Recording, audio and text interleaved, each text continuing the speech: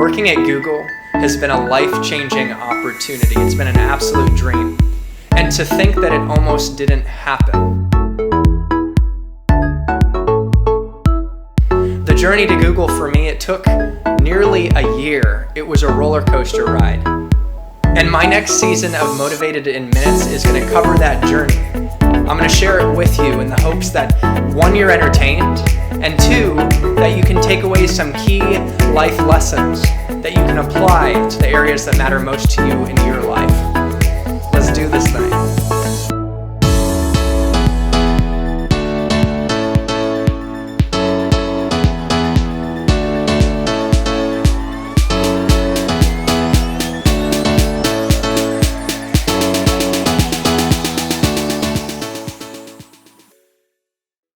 I want to take us back to where the journey to Google started.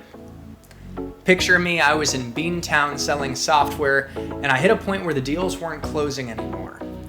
I was starting to feel complacent, and I was ready for something new and exciting, to set a new vision and chart a new course for my life.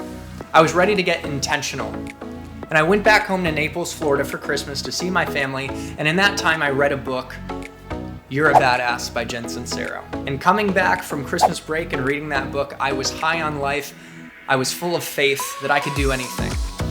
And I was very clear on where I needed to go next. I wanted to work for Google, my dream company. And I wrote down on a piece of paper maybe 10 or more reasons why Google that I read on the daily. I started to generate intentions and visualize what it looked and felt like to work for Google. And also to work for Google in the place where millennials are merry, Austin, Texas.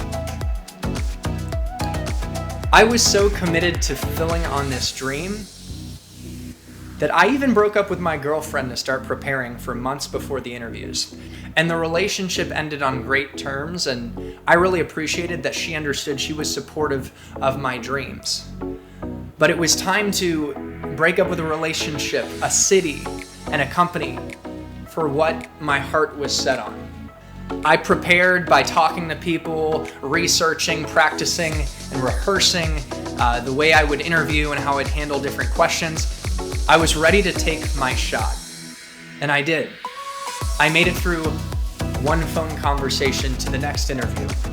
I passed in flying colors. I felt like Jay-Z, on to the next one, baby, let's go. And I finally was offered the opportunity to fly out to Austin, Texas, stay in the Four Seasons with a rental car for the final round.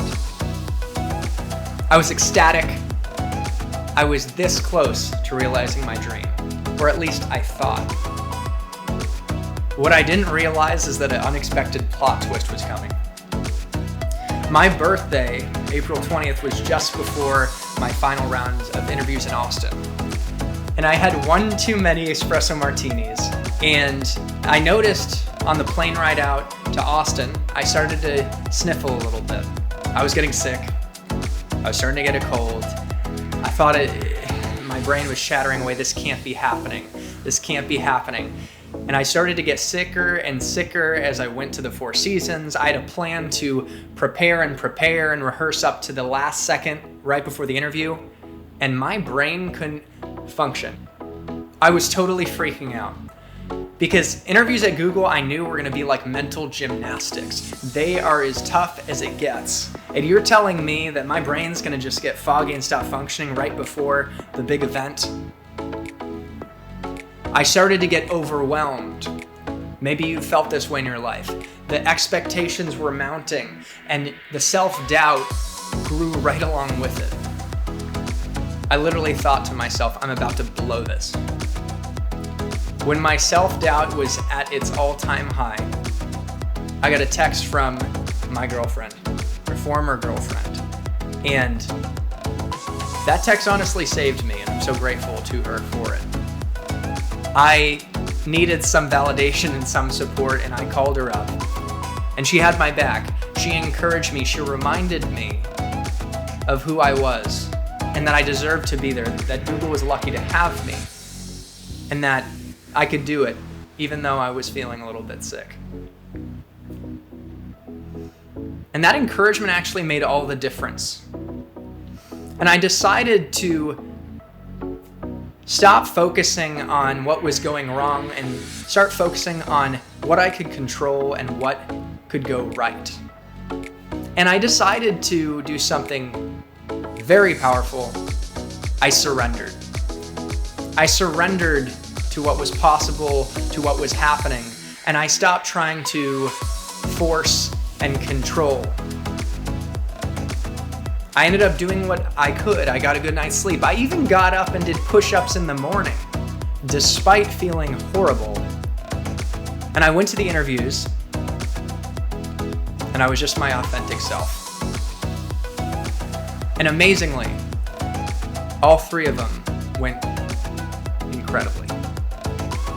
What was unexpected was that, given I was sick, I actually was taken out of my head and I was forced to be present. I wasn't over-prepared where I was rehearsed and uptight. In fact, this was a blessing in disguise. If I continued to be so analytical and over the top, I might have killed off possibility for the beautiful conversations that ended up unfolding. I even had one moment I'll never forget in my final interview. I somehow ended up singing "Lean on Me" in the interview. Lean on me when you aren't strong, I'll be your friend. It was crazy. I actually didn't sing it that well, and I apologize. I'm sorry, Mr. Interviewer, you have to go through that. But we bonded. And I brought my full self to the interview, and I took all the overanalyzing and the fear and self-doubt and threw it out the window. I came away after these interviews clear that I crushed it. It was an amazing feeling. And I learned a great life lesson. We get to choose which side of ourselves shows up, the fearful side or the faithful one. It's like 2 wolves fighting for control over you and your outcomes and your life. The one that wins out is the one you feed. Feed the faithful one. Let faith win out. And when you pursue big dreams, you will face resistance and unexpected hiccups. But lean on loved ones and a support system to remind you of your faith. Surrender to the moment and let go of forcing and controlling. And let faith carry you. I got the call that I made it through the interviews. I passed. I just needed the board approvals, and they were probably going to come in the next couple weeks. I was on the precipice of realizing my dreams. But what happened next was everything fell apart. And I ended up experiencing one of the most stressful, difficult times of my life. Stay tuned for the next chapter. Hey guys, thanks for coming on the journey. If you liked my content, if you liked the video, show some love and smash that subscribe.